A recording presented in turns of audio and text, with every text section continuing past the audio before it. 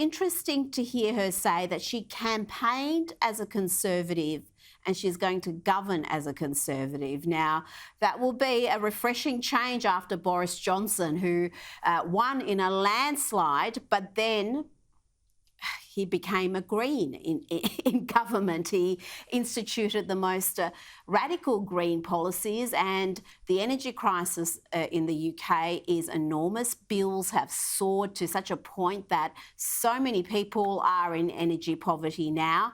And the Tories are under pressure. I think we've got Alexander Downer back now. Alexander, she won quite comfortably there. She got, by my calculations, around 57% of the vote. What sort of a Prime Minister do you think she'll make? Yes, I'm sorry, they're having some problem with the sound here, but she won comfortably. I think what I would, and so it was not an unexpected result. But what I would say is this, that I think she campaigned very much on the basis of values and what she would describe as conservative values. And you heard her talking about that in her acceptance speech. Whereas Rishi Sunak was more of the same continuity from the Boris Johnson government. And somehow I think people were looking for a bit of a change. So I think the really important thing is that the idea of a leader focusing on values really resonates with voters as distinct from just pragmatic sloganeering based on opinion polling.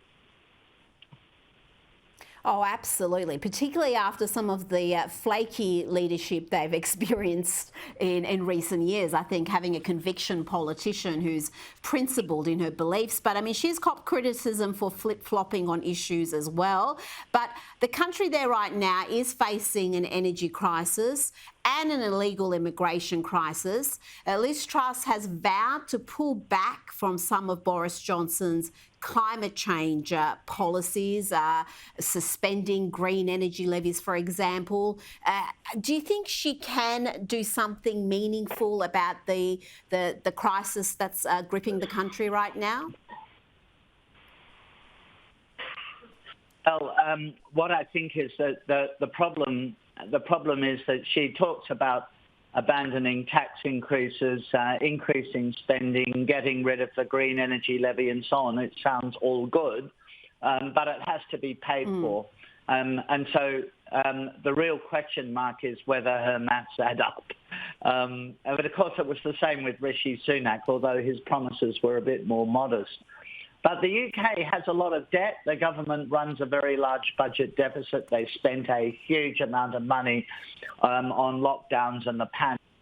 So they don't have that much flexibility.